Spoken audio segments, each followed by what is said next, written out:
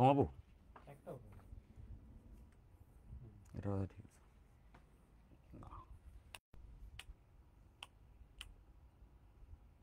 এটা বোধহয় বেটার তাই না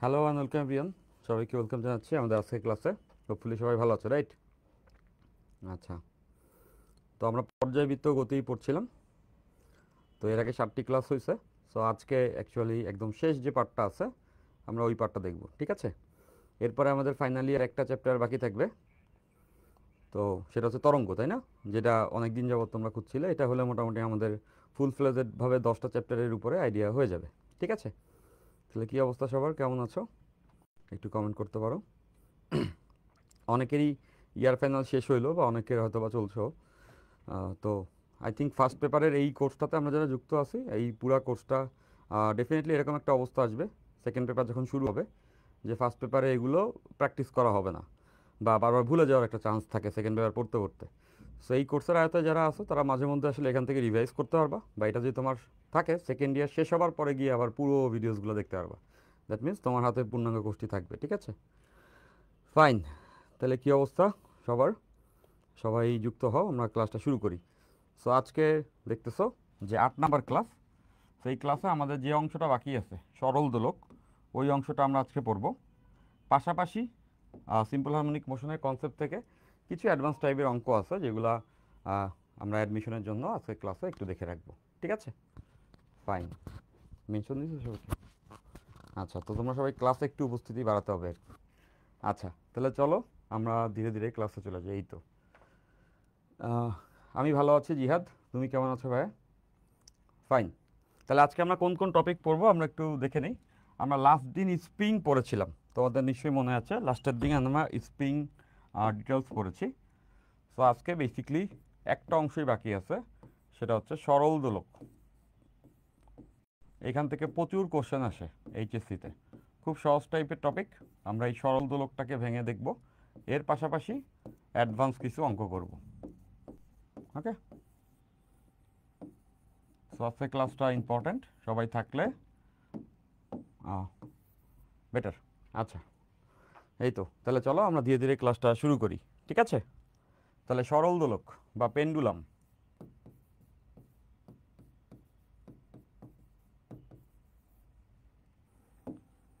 তো সরল দোলকের গতি একটা সরল ছন্দিত স্পন্দন সো আমরা সরল দোলকের বেসিক স্ট্রাকচারটা জানি যে একটা ঝুলন বিন্দু থাকে ওকে সো ঝুলন বিন্দু থেকে সুতো দিয়ে একটা ভারী বস্তুকে হচ্ছে গিয়ে যুক্ত করা হয় ফাইন যেটাকে আমরা যুক্ত করি ওটাকে আমরা বলছি হচ্ছে বব এটাকে বলা হয় বব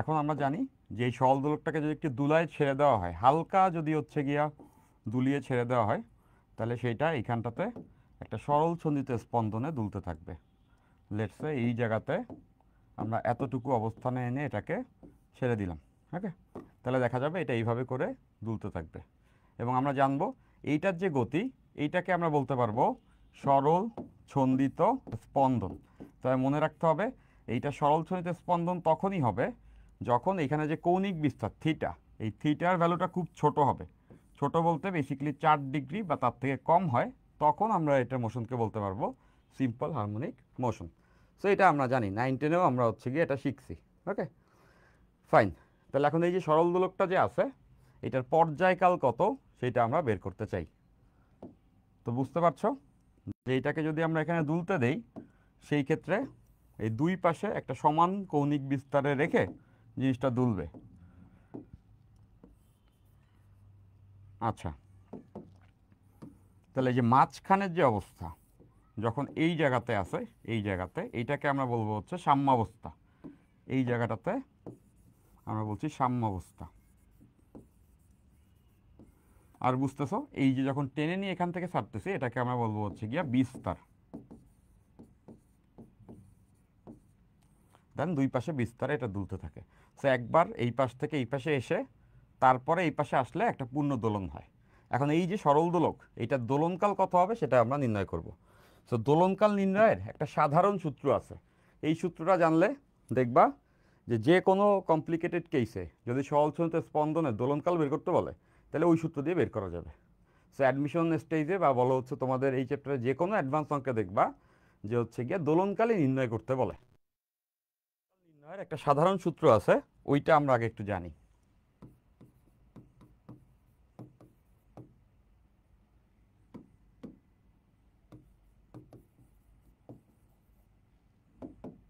খুব সহজে বের করা যাবে এটা। দেখো আমরা এতটুকু জেনে আসছি, সরল ছন্দিতে স্পন্দনরত যে কোনো কণা যে আছে সেই কণার ক্ষেত্রে আমরা এই সূত্রটা জানছি। ত্বরণ হচ্ছে গিয়া ওমেগা স্কয়ার এক্স বা মাইনাস ওমেগা স্কয়ার এক্সের সমান হয়। আমরা জানি সরল ছন্দিতে স্পন্দন হইলে ত্বরণ হয় মাইনাস ওমেগা স্কয়ার এক্স, এটা আমরা প্রমাণও করছিলাম। এবং এখান থেকে আমরা এটাও জানি যে ত্বরণ যদি সরণের সমানুপাতিক এবং বিপরীত হয়, দেখো এরা দুটা ভেক্টর, বিপরীত দ্বারা বোঝাচ্ছে সরণ যেদিকে ত্বরণ তার উল্টা দিকে, তাইলেই সেটাকে আমরা বলি সরল ছন্দিতে স্পন্দন। সেই সূত্র আমাদের জানা আছে। তাহলে দেখো এখান থেকে আমরা লিখতে পারবো ওমেগা স্কয়ার ইকুয়ালস টু ত্বরণ বাই সরণ, সামনে একটা মাইনাস আসছে। এখন যদি আমরা বোথ সাইডে মডুলাস নেই তাহলে আমরা দেখতেছি omega square equals to modulus নিলাম মড, তাহলে আমরা জানি মাইনাস কোনো কিছুর মডুলাস যদি নেওয়া হয়, এই পাশেও মডুলাস নিছি এই পাশেও মডুলাস নিছি, তাহলে সেই ক্ষেত্রে আমরা জানি এই পাশে তো মডুলাস নিলে বর্গ আছে, বর্গ মানে তো পজিটিভ, তাহলে এটা ওমেগা স্কয়ারই থাকবে। আর এটা মাইনাস আছে, যদি আমরা মডুলাস নেই তাহলে সেই ক্ষেত্রে পজিটিভ চলে আসবে। Okay fine. এরপর এখান থেকে আমরা লিখতে পারবো omega equals to root over A by X. তাহলে এবার এখান থেকে দেখো আমাদের জানা আছে ওমেগা মানে 2π/t, 2π/t equals to root over A by x. এখানে কিন্তু একটা মডুলাস সাইন আছে, ডেফিনেটলি এই যে মডুলাস হয়ে গেছে, মাইনাসটা প্লাস হয়ে গেছে।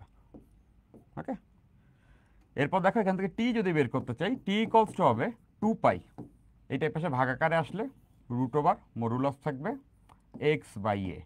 এইটাই কিন্তু সরল ছন্দিতে স্পন্দনে থাকা যে কোনো কণার পর্যায়কাল বের করার সমীকরণ। আমরা এটা সবাই জানি যে এক্স দ্বারা কি বোঝায়, সরণ, এক্স দ্বারা বোঝাচ্ছে সরণ, ওই কণার সরণ, আর এ দ্বারা বোঝায় হচ্ছে গিয়া ওই কণার ত্বরণ।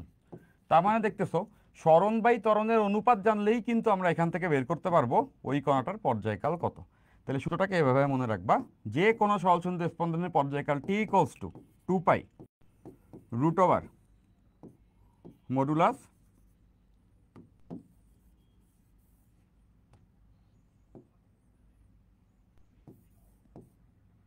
সরণ বাই ত্বরণ, সরণ বাই ত্বরণ। মানে সরল ছন্দিতে স্পন্দনরত কণার আমি যদি সরণ এবং ত্বরণের অনুপাতটা পাই, যদি এই অনুপাতটা আমরা পেয়ে যাই, সরণ এবং ত্বরণের অনুপাত কত, সেটা প্লাস মাইনাস যেটাই হোক, সেটা মডুলাস মানে প্লাসটা বসাবো, তাইলেই কিন্তু আমরা সেই কণার পর্যায়কাল পেয়ে যাব। যে কোনো সরল ছন্দিতে স্পন্দনে একক করে পর্যায়কাল বের করতে আসলে আমাদের টার্গেটই থাকবে সরণ ত্বরণের অনুপাত বের করা। আজকে ক্লাসে অনেকগুলো অঙ্ক আমরা সলভ করব, একটু অ্যাডভান্স টাইপের, তো দেখবা প্রত্যেকটাতেই পর্যায়কাল বের করতে আমরা এই ফর্মুলাটা বের করব। তাহলে আমাদের টার্গেটই থাকবে সরণ ত্বরণের রেশিও বের করা। ওকে, তাহলে এখন খেয়াল করে দেখো এইখানে যে আমরা সরল দোলকটা পড়তেছি, সরল দোলকের পর্যায়কাল আমাদের বের করতে হবে। তো সেটা বের করার জন্য সরণ ত্বরণের অনুপাত আমরা বের করব। আমরা জানি যে সরল দোলক এখান থেকে ছেড়ে দিলে এভাবে করে দুলবে। তাহলে এই যে সুতার দৈর্ঘ্য এটাকে আমরা বলছি ছোট এল, আর এই যে ববটা আছে এটার ব্যাসার্ধকে বলতেছি আর। তাহলে এটা জানবো যে ঝুলন বিন্দু থেকে ভরকেন্দ্র পর্যন্ত যে দূরত্ব, এই দূরত্বটাকে আমরা বলি হচ্ছে গিয়ে কার্যকারী দৈর্ঘ্য, এখান থেকে এই পর্যন্ত, যেটাকে বলা হয় এল। তাহলে কার্যকারী দৈর্ঘ্য এল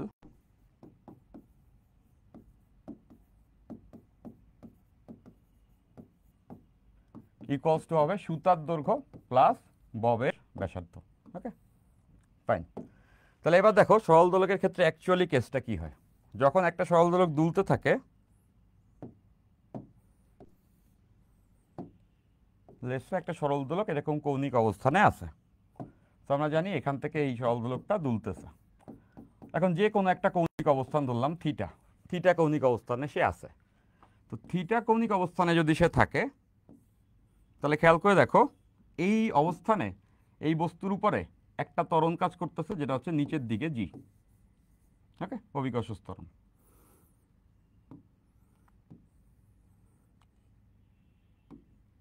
এইটা যদি অভিকর্ষ ত্বরণ হয় আমরা বুঝতে পারতেছি যে এই কোণটা আর এই কোণটা কি হবে, সমান। কেন সমান? এরা পরস্পর অনুরূপ কোণ। খেয়াল করে দেখো, এইটা এটা সমান্তরাল সরলরেখা, এইটাকে এটা হচ্ছে গিয়ে ইন্টারসেক্ট করছে, তার মানে এরা অনুরূপ কোণ, এই কোণ সমান। তাহলে এই দুইটা কোণ যদি সমান হয় সেই ক্ষেত্রে কিন্তু আমরা জিকে দুই ভাগে ভাগ করতে পারি। এই দিক বরাবর একটা অংশ আসবে আর একটা স্পর্শক বরাবর অংশ আসবে, লম্বাংশ। ওকে, তাহলে বুঝতেছো এখান থেকে আমরা দুইটা অংশে জিকে ভাগ করতে পারবো। এবং আমাদের এটা জানা আছে, যার সঙ্গে কোণ তার সঙ্গে কজ। তাহলে এইদিকে আসবে জি কস থিটা, আর এই দিক বরাবর আসবে জি সাইন থিটা। ওকে, তাহলে দেখো জিকে দুইটা অংশে ভাগ করছি। এবার খেয়াল করে দেখো যে এই যে জি কস থিটা যে অংশটা আছে, বেসিক্যালি এই অংশটা কি করবে, এই অংশটাই ববের ভর যদি এম হয় তাহলে এইদিকে মোট যে ওজনটা ছিল, এইভাবে চিন্তা করলে বেটার, দেখো এইদিকে মোট ওজনটা কাজ করতেছিল এমজি, তার এই দিক বরাবর অংশ হচ্ছে গিয়ে এমজি কস থিটা, আমি ভর দিয়ে বল দিয়ে দেখাচ্ছি, এইদিকে হচ্ছে এমজি সাইন থিটা। তাহলে বুঝতেছো এই বলটা এমজি দুই ভাগে ভাগ হয়েছে। এই দিকের যে অংশটা আছে ওই অংশটা বেসিক্যালি সুতার একটা টান আছে টি, টিকে নালিফাই করবে। দেখো সুতা ঝুলান বিন্দুর দিকে এখানে একটা টান দিবে টি, আর এমজি কস থিটা এদিকে। তাহলে সুতার টান কত হবে? মনে রাখবা সরল দোলকে যে কোনো কৌণিক অবস্থানে সুতার টান টি ইকুয়ালস টু হবে এমজি কস থিটা। তো এখান থেকে মাঝে মধ্যে ক্ষুদ্র ক্ষুদ্র কোশ্চেন আসবে যে সরল দোলকে সুতার টান বের করতে বলবে। যদি বলে দেয় এত কৌণিক অবস্থানে আছে, ববের ভর এত, তাহলে বের করতে পারবা ওই জায়গাতে সুতার টানটা কত হবে। ওকে ফাইন। তাহলে এই টি আর এমজি কস থিটা তো পরস্পরকে ব্যালেন্স করলো। তাহলে এই দিকে থেকে গেল এমজি সাইন থিটা, এতটুকু বল থেকে গেল। Okay fine. এতটুকু যদি বল থাকে, এটা যদি বল হয় তাহলে কতটুকু ত্বরণ থাকবে, সেটা হবে জি সাইন থিটা। আমরা জানি এই ভরটা বাদ দিলেই ত্বরণ। তাহলে দেখো বস্তু সরতেছে কিন্তু সামনের দিকে, এখানে খুব স্পষ্ট যে এই বস্তুটাই সামনের দিকে যাচ্ছে, মানে সরণটা এইদিকে সামনে উঠতেছে, আর ত্বরণটা ঠিক তার বিপরীতে। খেয়াল করে দেখছো, সরণ এদিকে, এই দিক বরাবর বল, আর এই বল বরাবরই ত্বরণ, যেটা হচ্ছে জি সাইন থিটা। তার মানে বুঝতেছো ত্বরণ সরণের বিপরীত, ত্বরণ সরণের বিপরীত হচ্ছে। ঠিক আছে ফাইন। তাহলে এখানে কার্যকর ত্বরণ কত আমরা দেখেই বুঝতেছি, এই বরাবর স্পর্শক বরাবর একটা ত্বরণ আছে, এবং আমরা জানি সহলচলিত স্পন্দন হলে ত্বরণ এবং সরণ পরস্পর সমানুপাতিক এবং বিপরীত।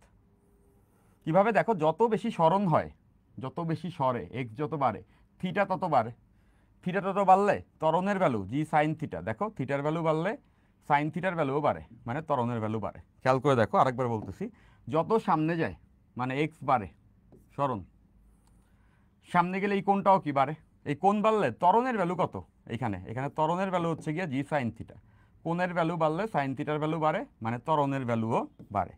মানে দেখতেছি সরণ ত্বরণ সমানুপাতিক। পাশাপাশি খেয়াল করো, সরণ যেদিকে ত্বরণ তার উল্টা দিকে, এই জন্য মাইনাস।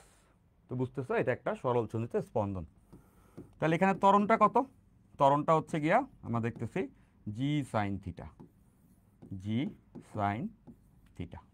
ওকে, এটা যদি জি সাইন থিটা হয়, এখন খেয়াল করে দেখো আমরা যে এই দৈর্ঘ্যটা আছে, এই কোণটা তো খুব ছোট হয়, এই দৈর্ঘ্যটাকে অলমোস্ট সরল রেখার মতো চিন্তা করতে পারবো, বিকজ কোণ যত ছোট এই রেখাটা তত সরল রেখা হবে।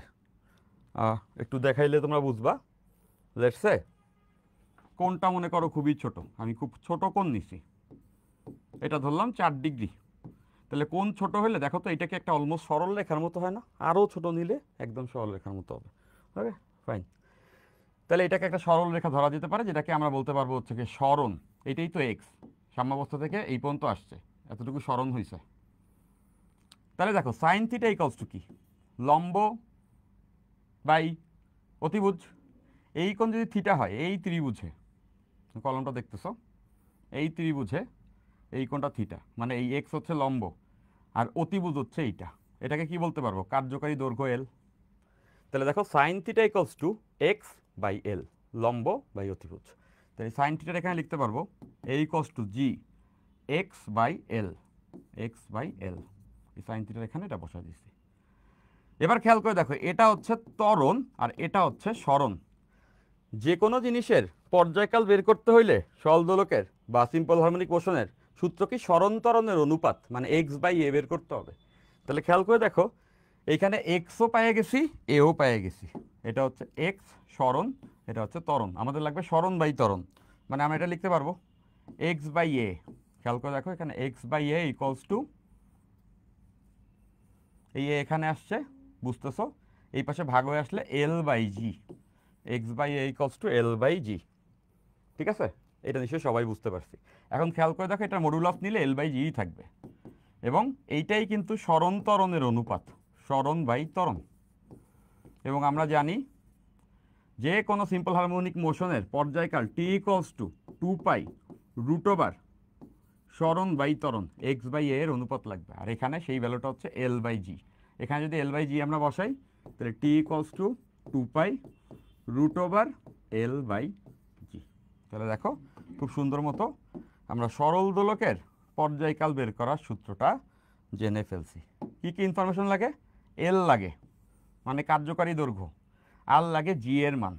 জি এর মান তো 9.8, তাহলে কোনো একটা সরল দোলকের এই কার্যকারী দৈর্ঘ্যটা যদি আমরা জানি এল, তাইলেই বলতে পারবো ওই সরল দোলকটার পর্যায়কাল বা দোলনকাল কত হবে। বুঝছি সবাই, রাইট? তাহলে এখান থেকে ক্ষুদ্র ক্ষুদ্র যদি অঙ্ক আসে, যদি বলে সুতার টান বের করো, তাহলে এই জায়গা থেকে বের করতে পারবা ববের ভর আর কত কৌণিক অবস্থানে আছে।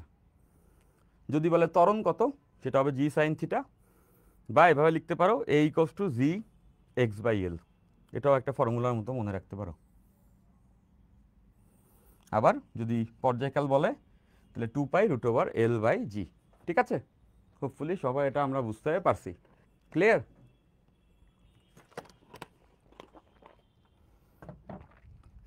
তাহলে দেখো আমরা যে ফর্মুলা পাইছি,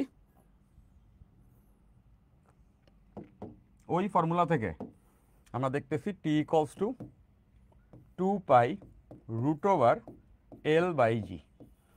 তাহলে এল এর সঙ্গে টি এর সম্পর্ক কেমন? এল এর সঙ্গে টি এর সম্পর্ক দেখতেছো, এল টি হচ্ছে এল এর বর্গমূলের সমানুপাতিক, এবং টি এর সঙ্গে জি এর সম্পর্ক কেমন? বর্গমূলের ব্যস্তানুপাতিক। তো এই ফর্মুলা থেকে অনেক অঙ্ক এইচএসসি পরীক্ষাতে আসে। যেমন একটা অঙ্ক যদি আমরা এখন দেখি, বলছে কার্যকারী দৈর্ঘ্য, এগুলো সোজা অঙ্ক, তোমরা দেখলেই পারবা। 3 গুণ বৃদ্ধি করা হলে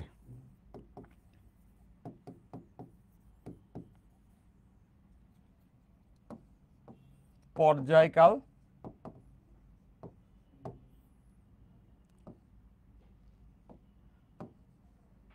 শতকরা কত বৃদ্ধি পাবে?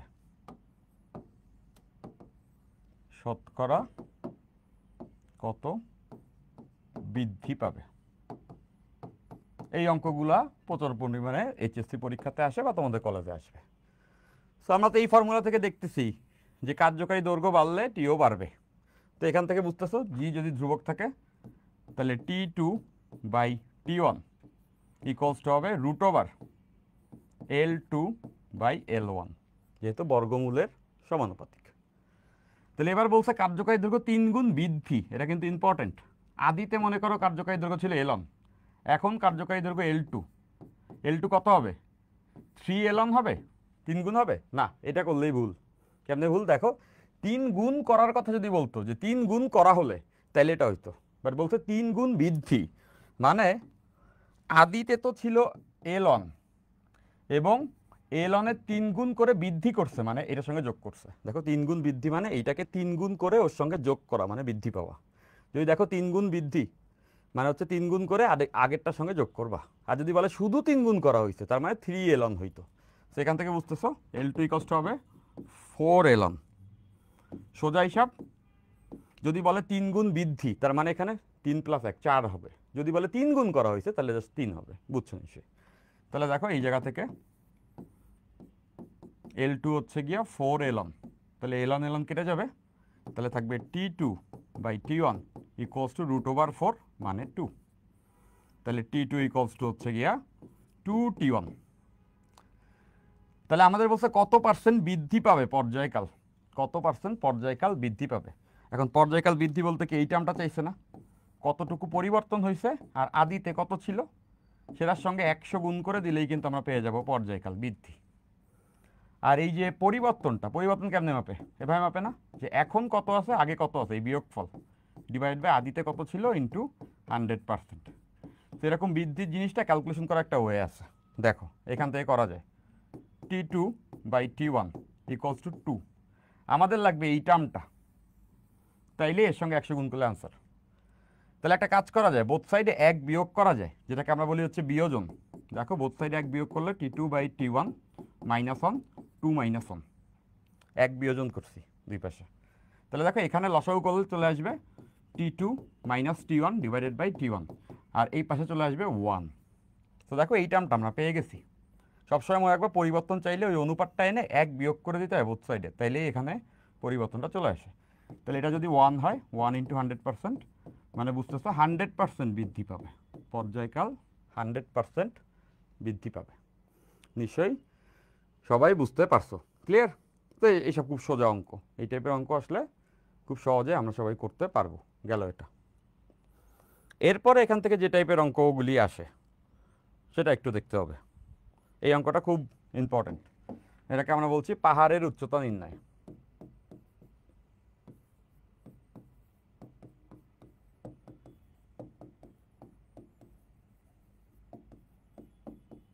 এই সরল দোলকগুলো ইউজ করে আমরা বিভিন্ন পাহাড়ে যখন হাইকিং করি তখন তার উচ্চতা নির্ণয় করতে পারি।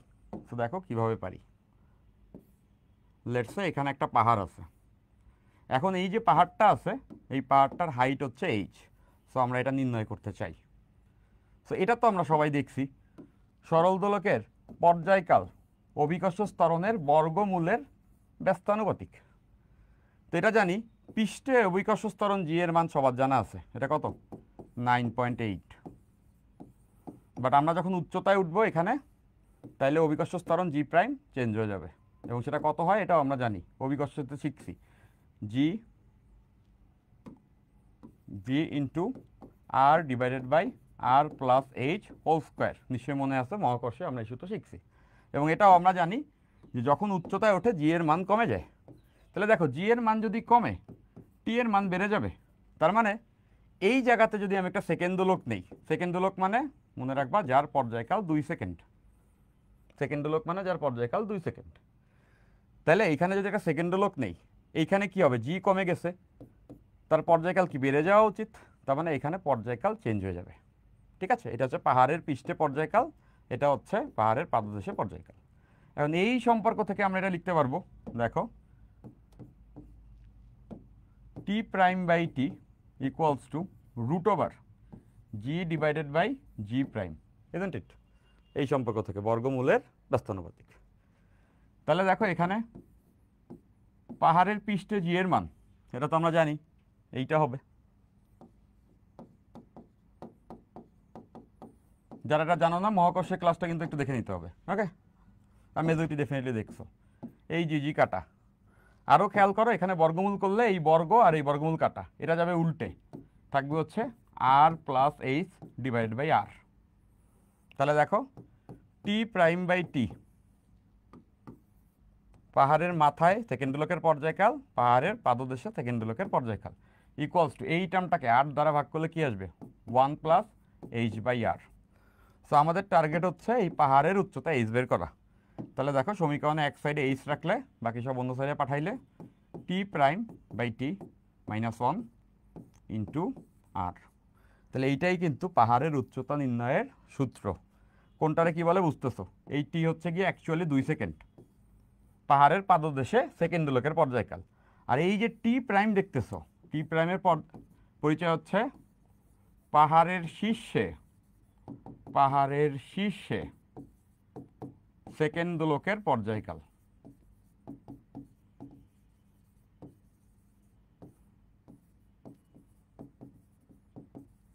মানে পাহাড়ের মাথায় একটা সেকেন্ড দোলক দোলন দিতে কত সময় লাগে সেটা। আর হচ্ছে পৃথিবীর ব্যাসার্ধ, যেটা আমরা অলরেডি সবাই জানি যে 6.4 10⁻⁶ মিটার। তাহলে দেখো সিম্পল একটা ইনফরমেশন, পাহাড়ের মাথায় সেকেন্ড দোলক একবার দোলন দিতে কতটুকু সময় নেয় এটা জানলেই অঙ্ক শেষ। তাহলে যারা পাহাড় বায় তারা কেমনে বুঝে কত উচ্চতায় আছে?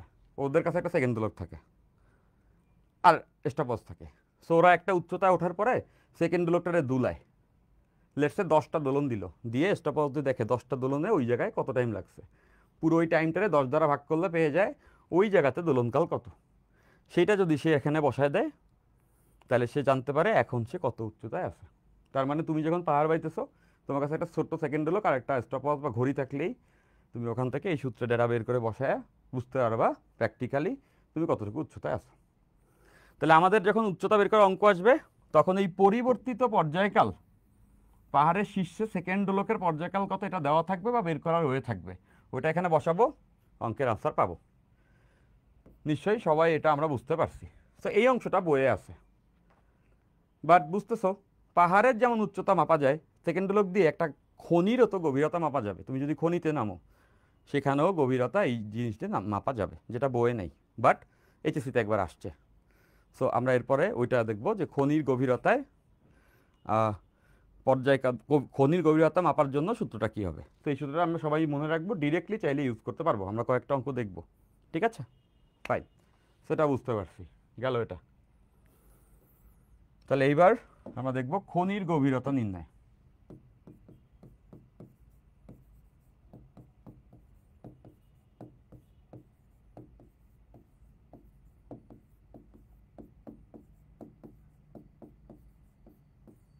আচ্ছা, তাহলে দেখো খনির ক্ষেত্রেও কিন্তু কেসগুলো অনেকটা এরকম। আমরা জানি পর্যায়কাল অভিকর্ষ ত্বরণের বর্গমূলের ব্যস্তানুপাতিক।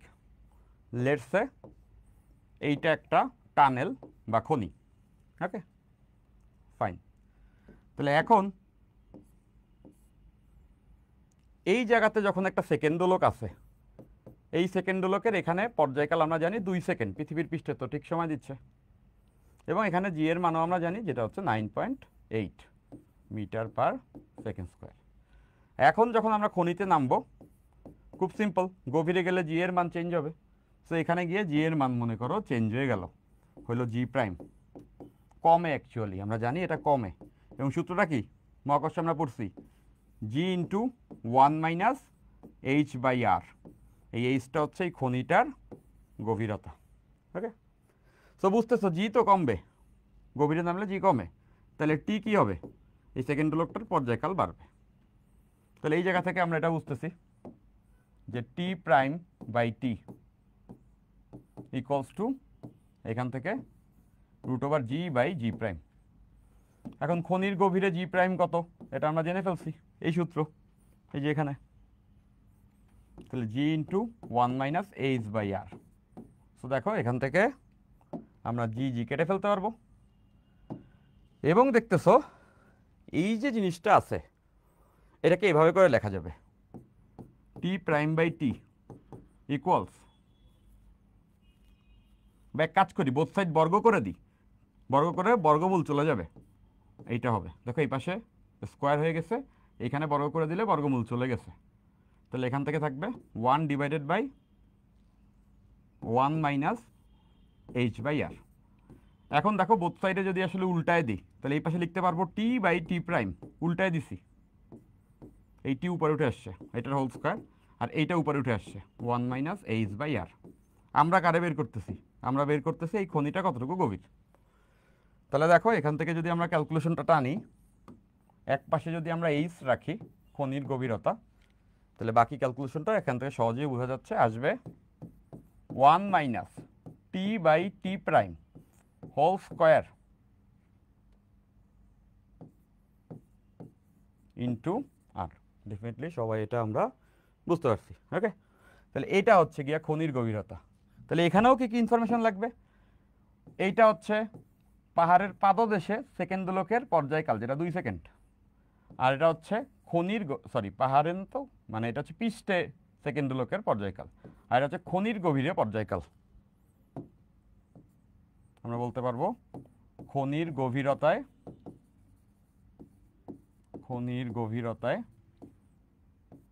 সেকেন্ড দোলকের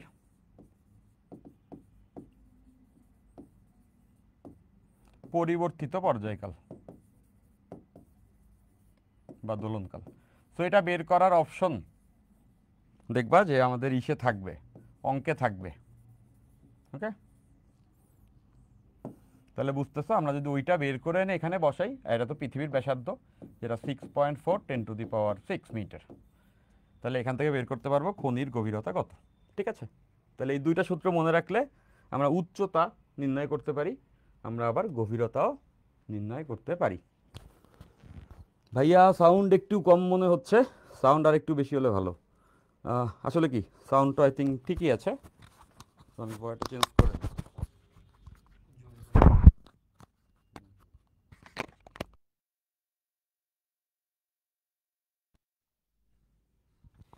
হ্যালো হ্যালো হ্যালো।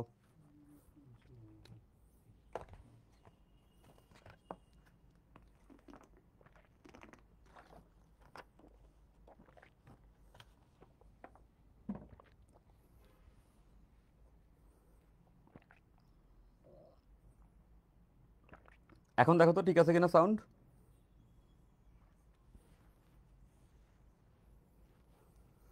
ফাইন, তাহলে আমরা আসলে সরল দোলকের যে কনসেপ্টগুলো লাগতো ওটা দেখে ফেলছি। এরপর আমরা এর উপরে বেশ কয়েকটা অঙ্ক দেখব। আমরা সরল দোলকের ত্বরণ নির্ণয়, সুতার টান নির্ণয়, তারপর পর্যায়কাল নির্ণয় সূত্র দেখছি। দেন আমরা এখান থেকে পাহাড়ের গভীরতা নির্ণয়ের সূত্র দেখেছি, এবং খনিরও গভীরতা নির্ণয়ের সূত্র আমরা দেখে ফেলছি। ঠিক আছে, তাহলে চলো আমরা এখান থেকে হচ্ছে কিছু অঙ্ক সলভ করি। তার আগে আরেকটা টপিক একটু জানতে হবে। দেখো, খনির গভীরতা নির্ণয় বলো বা পাহাড়ের উচ্চতা নির্ণয় বলো, আমাদের কিন্তু এই টি প্রাইম লাগে, পরিবর্তিত পর্যায়কাল। তাহলে পরিবর্তিত পর্যায়কাল নির্ণয় করার জন্য একটা ছোট সূত্র ডেভেলপ করে রাখলে তোমরা খুব কম কনফিউজড হবে। ঠিক আছে, ফাইন। তো দুই রকমের কেস হইতে পারে। তো আমরা প্রথমে সূত্রটা লিখব পরিবর্তিত পর্যায়কালে, তারপরে আমি বুঝাবো কেন ওরকম হয়েছে।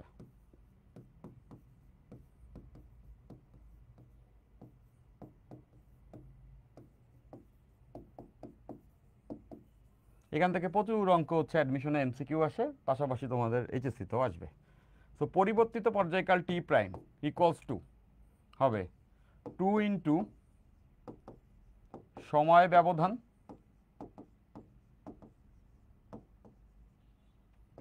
ডিভাইডেড বাই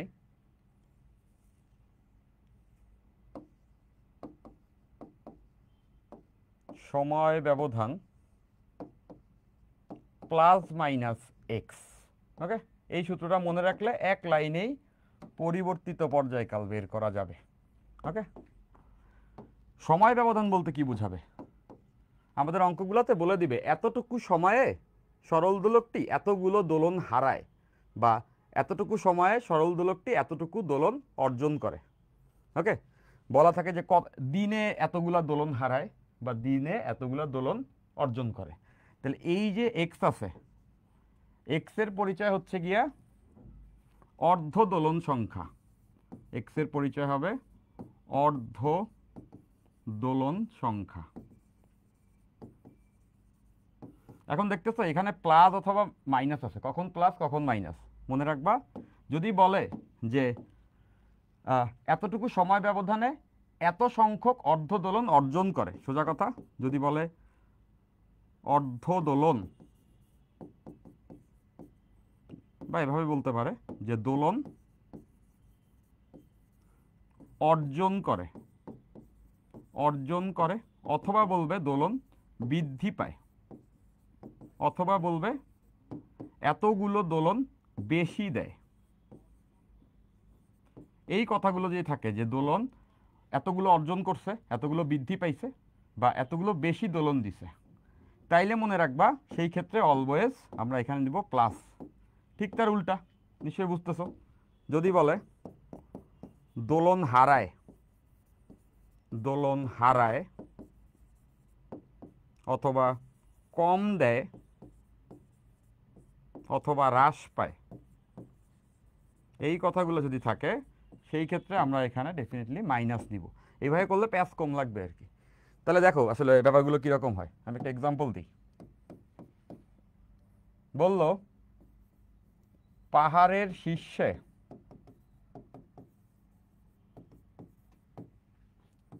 সেকেন্ড দোলক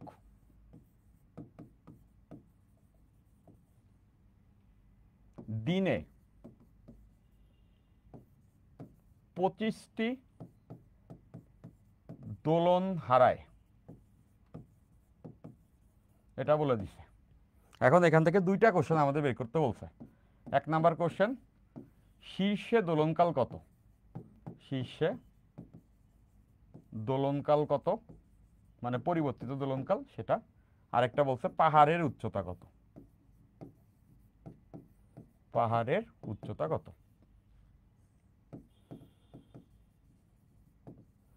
এখন এখানে মনে রাখতে হবে, আমরা পাহাড়ের উচ্চতা নির্ণয়ের সূত্র জানি। আগে দেখব শীর্ষে দোলনকাল কত, যেটাকে আমরা বলতেছি পরিবর্তিত দোলনকাল। কেন হয়েছে বলতেছি, আগে সূত্র অনুযায়ী মিলাম। এখানে কিছু 2 আছে, 2 দিলাম।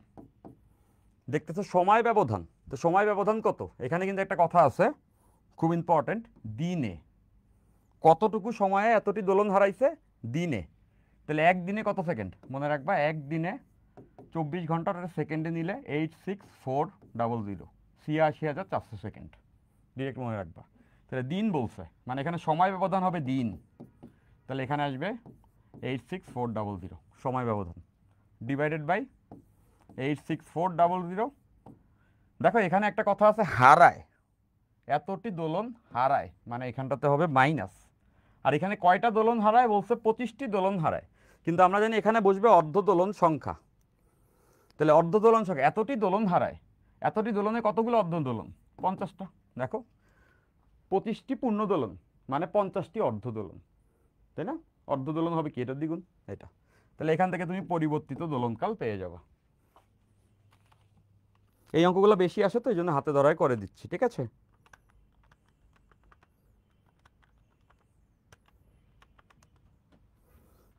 এইখানে 6 ঘর পর্যন্ত নিবা, পার্থক্য খুব কম আসে। 1.00115 অ্যাটলিস্ট 6 ঘর নিবা। তাহলে দেখো পরিবর্তিত দোলনকাল বৃদ্ধি পাইছে। এখন পাহাড়ের উচ্চতা নির্ণয়ের সূত্র আমরা কিছুক্ষণ আগেই দেখছি। এই যে পাহাড়ের উচ্চতা নির্ণয়ের সূত্র এইটা, T prime by T minus 1 into r. Okay, তাহলে পাহাড়ের উচ্চতা h equals to T prime by T minus 1 into r. T প্রাইমের ভ্যালু এখানে আমরা পাইছি 2.001158, আর টি কত? টি তো 2 সেকেন্ড, মাইনাস 1 ইন্টু আর, এটা দেওয়া থাকবে অঙ্কে 6.4 10⁶ মিটার। তাহলে এখান থেকে আমরা পাহাড়ের উচ্চতা ডিরেক্টলি পেয়ে যাব।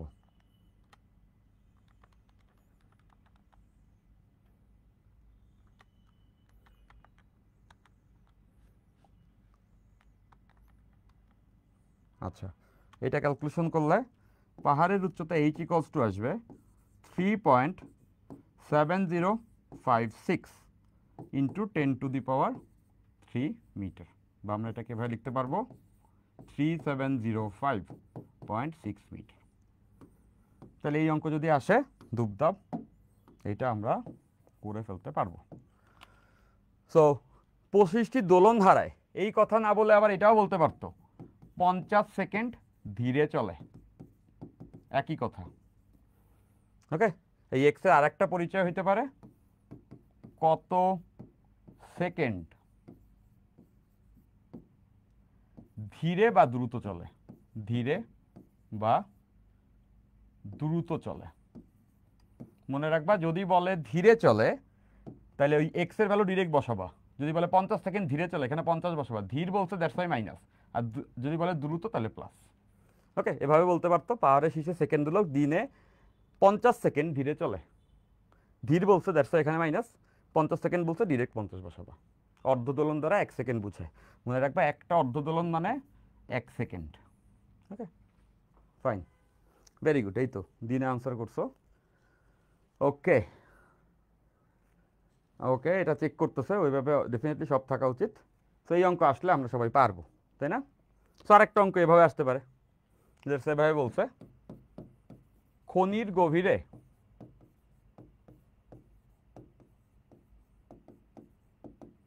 সেকেন্ড দোলক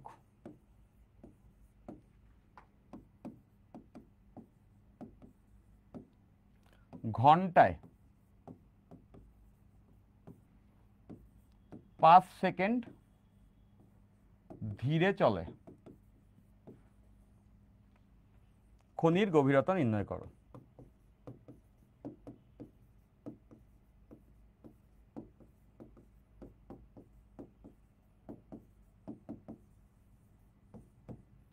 আচ্ছা, সো খনির গভীরতা সূত্র তো আমরা এখানে দেখছি। খনির গভীরতা h = 1 - t/t prime whole square into r. তাহলে দেখতেছো এই অঙ্ক খুবই সোজা। আমরা জানি যে খনির গভীরতা h = 1 - t/t প্রাইম এইটার হোল স্কোয়ার ইন্টু আর। মেয়েদুইটা এখানে ভুল করে, দেখো পাহাড়ের ক্ষেত্রে কিন্তু t'/t, আবার বর্গও নাই, আর এখানে হচ্ছে t/t প্রাইম, এটা হোল স্কোয়ার। মেয়েদুইটা এখানে t'/t বসাতে, ফাইন। তাহলে বাকি ডেটা সব জানি, এই টি এর ভ্যালু জানি যেটা হচ্ছে 2 সেকেন্ড, আর এর ভ্যালু অঙ্ক এমনি দেওয়া থাকবে যেটা হচ্ছে পৃথিবীর ব্যাসার্ধ এত মিটার। তাহলে এই অঙ্ক করতে হলে লাগবে হচ্ছে টি প্রাইম পরিবর্তিত দোলনকাল। তো সূত্র আমরা জানি 2 × সময় ব্যবধান, এখানে সময় ব্যবধান কত বলছে, ঘন্টায় বলছে, ঘন্টায় কত সেকেন্ড, 3600 সেকেন্ড, ডিভাইডেড বাই এখানেও সময় ব্যবধান। আগের বার ছিল এখানে 86400, কেন বলছিল দিনে যত সেকেন্ড তত বসছে, এবার বলছে ঘন্টায়, তাহলে ঘন্টায় 3600, এটা বসছে। ধীরে বলছে, ধীরে বললে মাইনাস, আর ডিরেক্টলি বলছে 5 সেকেন্ড ধীরে চলে, মানে ডিরেক্টলি এখানে 5 বসবে। যদি ডিরেক্টলি বলে যে এত সেকেন্ড ধীরে চলে তাহলে 5, সেটা মাইনাস। যদি বলে এত সেকেন্ড দ্রুত চলে তাহলে সেটা প্লাস।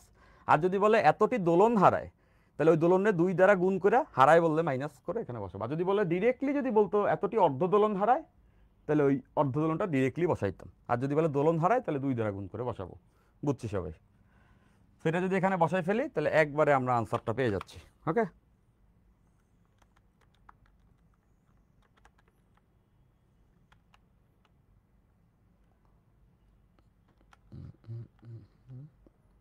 এটা হোল স্কয়ার 1 - 1। আচ্ছা, একবারে ক্যালকুলেশন করলে আমি পুরো ডেটাটা নিছি, যত আসছে ক্যালকুলেটরে একবারে দিছি 17765.43 মিটার। তাহলে এরকম অঙ্ক আসলে আমরা সবাই জাস্ট 2-3 সেকেন্ডে করে ফেলতে পারবো। এবং এরকম অঙ্ক তোমার আসবেই, অ্যাডমিশনে কোনো না কোনো জায়গায় একটা আসবে এমসিকিউ, অথবা এইচএসসি পরীক্ষাতেও আসবে। ঠিক আছে, ফাইন। দিনা যে আনসারটা দিছো ওটার সঙ্গে তো মিলে যায়। তো দেখো যে প্রবলেমটা কোথায় হয়েছে, একটু দেখো। একবারে দিলে কিন্তু সাফিসিয়েন্ট চেঞ্জ আসবে। ওকে,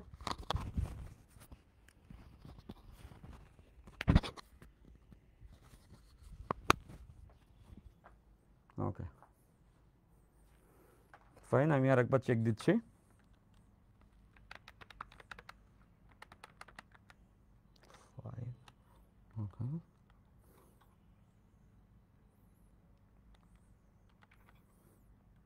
এইটার ভ্যালু আসছে 2.00278 অন। অ্যাটলিস্ট 6 ঘর পর্যন্ত নিবা এখানে। হ্যাঁ,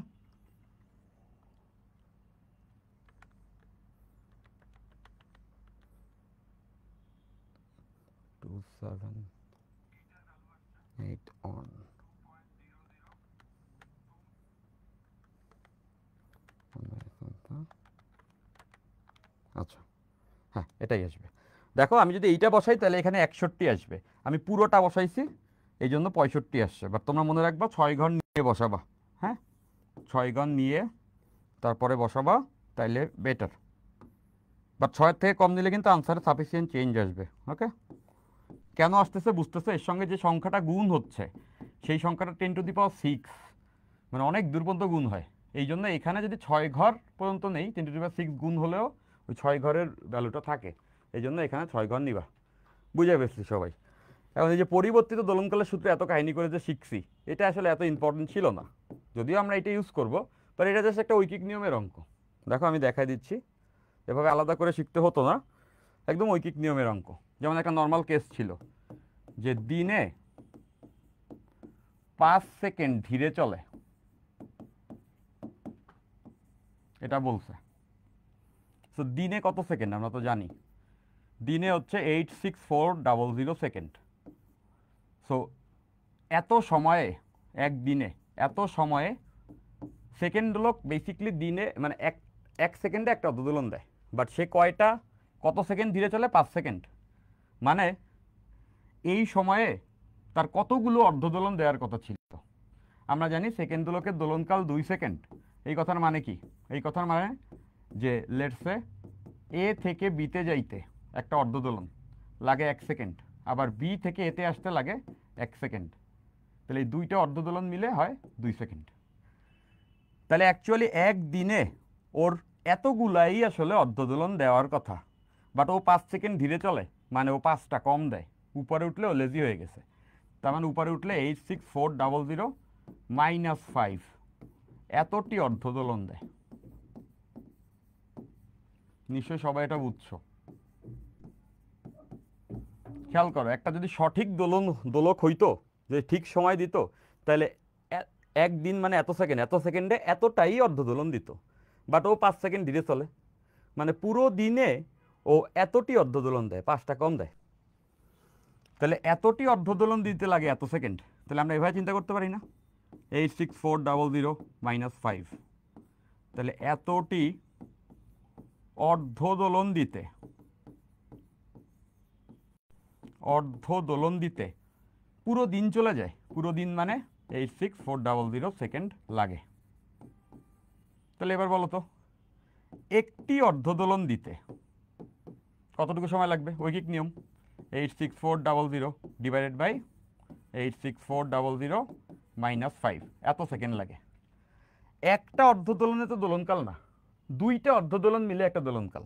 তার মানে দুইটি অর্ধদোলন দিতে কত সময় লাগবে? এটা 2 দ্বারা গুণ হবে, 86400 ডিভাইডেড বাই 86400 -5, এত সেকেন্ড লাগে। এখন এটা জানি দুইটা অর্ধদোলন দিতে যে সময় লাগে সেটাকেই আমরা বলি হচ্ছে দোলনকাল। তাহলে এইটাই কি দোলনকাল? তাহলে এইটাকেই তো আমরা বলতে পারতাম সেই পরিবর্তিত দোলনকাল টি প্রাইম। তাহলে একই তো আসলো, দেখো 2 ইন্টু সময় ব্যবধান, এখানে দিন বলছে দ্যাটস এত সময় ব্যবধান, -5 কেন বলছে? এত সেকেন্ড ধীরে চলে, ধীরে বলে মাইনাস এত সেকেন্ড। তার মানে বুঝতেছো এটা আসলে ঐকিক নিয়ম থেকে আসছে। তারপরেও ওই সূত্র মনে রাখলে তাড়াতাড়ি এমসিকিউ করতে পারবা। ঠিক আছে? তাহলে আশা করা যায় যে সরল দোলকের এই টাইপের অঙ্ক যদি আসে, আমরা সবাই পারবো। পরিবর্তিত দোলনকালটা নির্ণয় করতে পারলেই শীর্ষে দোলনকাল বা শীর্ষের উচ্চতা, খনিতে দোলনকাল বা খনির গভীরতা মাপা যাবে। ওকে, আর এই টাইপের অঙ্ক তো খুবই ক্লিশে, এগুলো আসলে আমরা ধূপধাপ পারবো। তো এই পর্যায়ে এখানে একটা ছোট গ্রাফ আসে, দেখো এই গ্রাফটা বইয়ে আছে বা প্র্যাকটিক্যালে থাকবে। এল স্কোয়ার ভার্সেস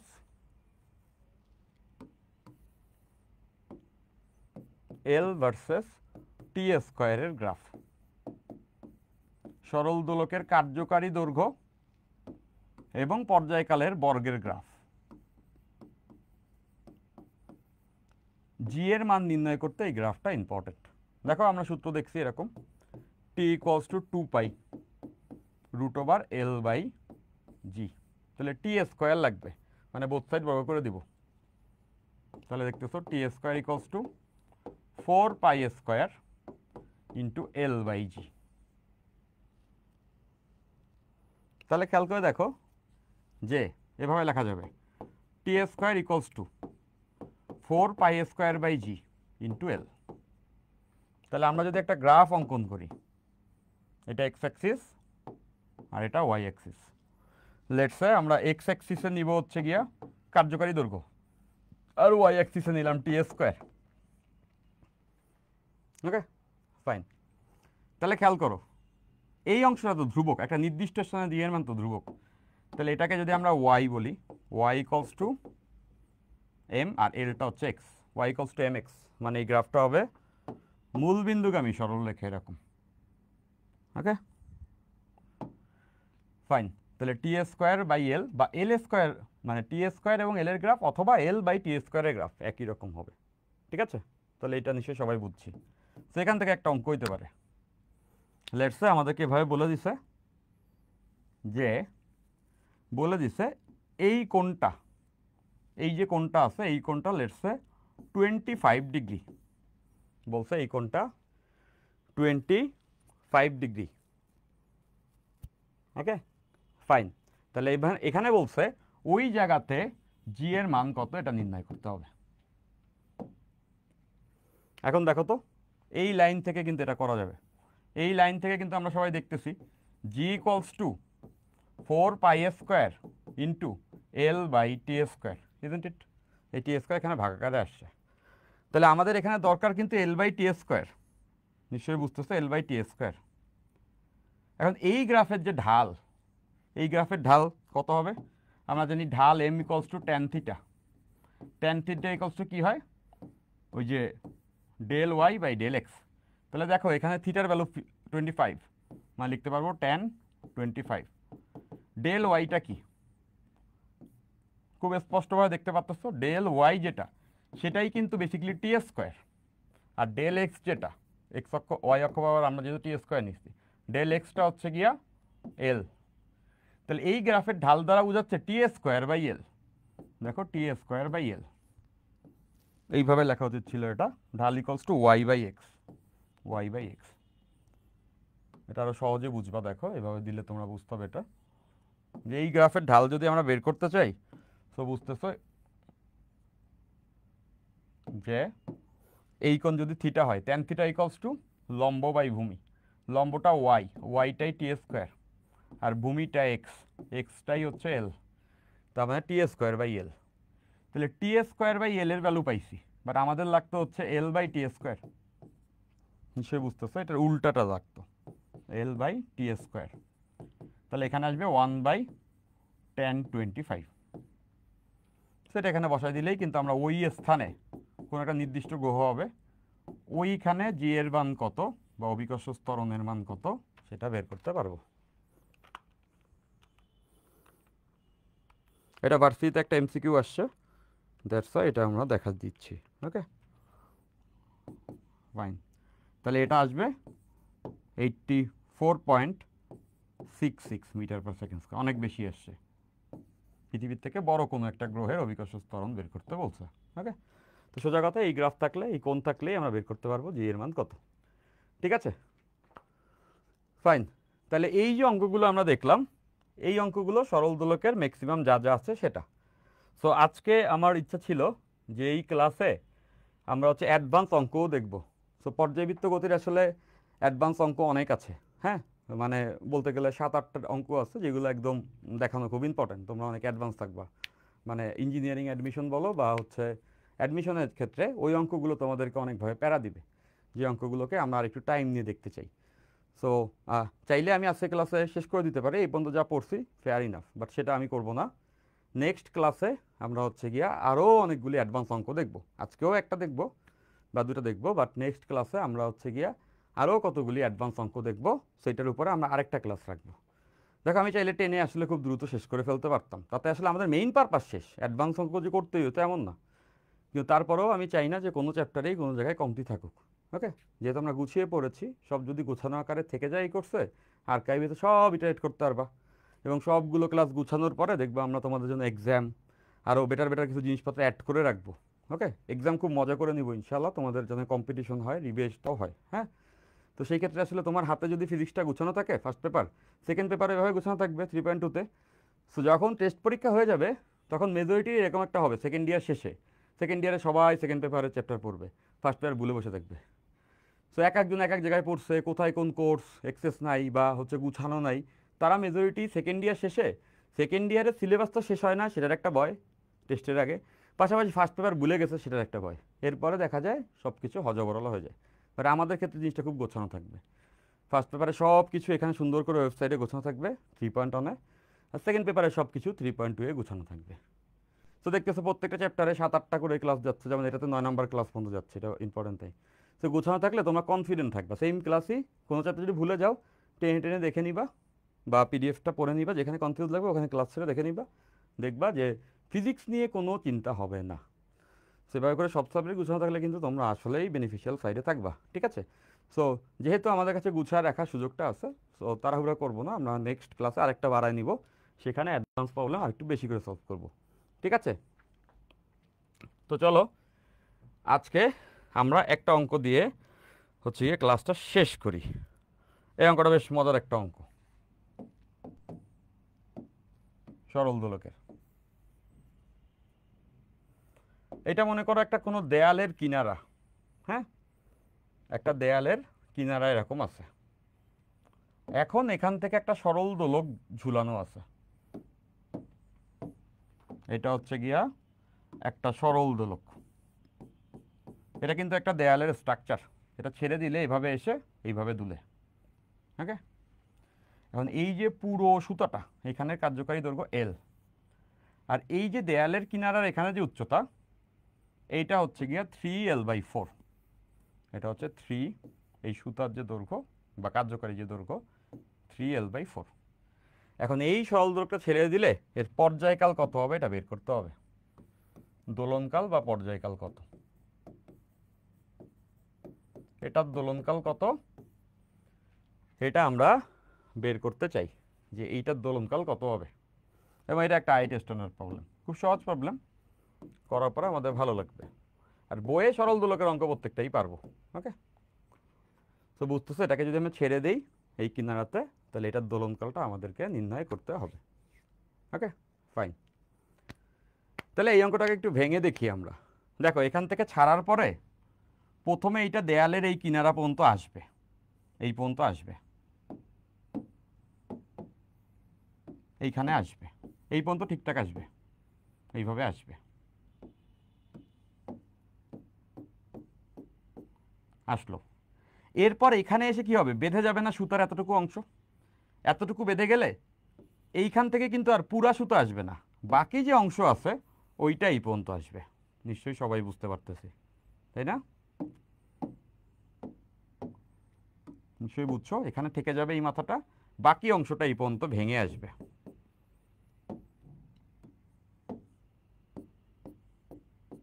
সবাই নিশ্চয়ই বুঝছি যে পুরা সুতাটা এখান থেকে এখানে আসবে, এসে এইখানটাতে পিভট করে ফেলবে, এখানে যদি দেয়ালের কিনারা আছে পিভট করে কিছুটা অংশ এই পর্যন্ত আসবে, এসে আবার ব্যাক করার সময় এইটা এখান থেকে এখানে ব্যাক করবে, এরপরে পুরা সুতাটা এখানে ব্যাক করবে। নিশ্চয়ই বুঝতেছো দোলনটা কেমন হবে, এই পাশে পুরা এলটা নিয়ে দুলবে, আর এই পাশে কিছুটা অংশ দুলবে, এরপরে ব্যাক করে আবার সেইভাবে। তাহলে এইটার দোলনকাল বের করতে হবে। নিশ্চয়ই বুঝতেছো, এই পাশে কার্যকারী দৈর্ঘ্য এল, তাহলে এই পাশে কার্যকারী দৈর্ঘ্য কত, এটা কিন্তু হবে L/4। কেন L/4? দেখো এই পুরোটা এল, আর এটা হচ্ছে L/3, তাহলে দেখো এই পুরোটা যদি এল হয়, এটা যদি L/3 হয়, মানে 3L/4 হয়, তাহলে এটা হবে L/4 বাকি অংশ। তো এই পাশের যে কার্যকারী দৈর্ঘ্য সেটা হচ্ছে L/4, নিশ্চয়ই বুঝতেছো, এই পাশের কার্যকারী দৈর্ঘ্য L/4, আর এই পাশের কার্যকারী দৈর্ঘ্য এল। তো আমরা তো দেখছি পর্যায়কাল কার্যকারী দৈর্ঘ্যের সমানুপাত বর্গমূলের সমানুপাতিক হয়, তবে দুই পাশে পর্যায়কাল দুই রকম। ধরলাম ডান দিকে পর্যায়কাল হচ্ছে গিয়া T1, আর বাম দিকে পর্যায়কাল হচ্ছে গিয়া T2। তাহলে খেয়াল করে দেখো এই পুরো দোলনের পর্যায়কাল কত হবে, এই পাশে অর্ধেক সময় দোলে আর এই পাশে অর্ধেক সময় দোলে, তার মানে এই ডান দিকের পর্যায়কালের অর্ধেকটা নিব আর বাম দিকের পর্যায়কালের অর্ধেকটা নিব, তাইলেই পেয়ে যাব পুরো দোলনের পর্যায়কাল কত। দেখো অর্ধেক সময় থাকে ওই পাশে, অর্ধেক সময় থাকে এই পাশে, তার মানে বুঝতেছো এই পাশের দোলনকালের অর্ধেকটা নিব এবং এই পাশের দোলনকালের অর্ধেকটা নিব। এখন দুই পাশের দোলনকাল বের করতে হবে, তাহলে বুঝতেছো এখান থেকে হাফটা কমন নেওয়া যাবে, থাকবে T1 প্লাস T2।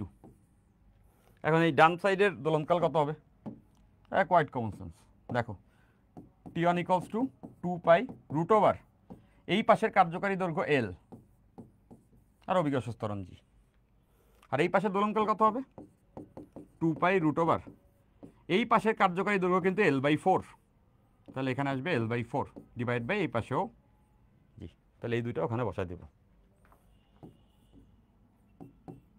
এটা হতে পারে একটা বুয়েটের স্ট্যান্ডার্ড অঙ্ক।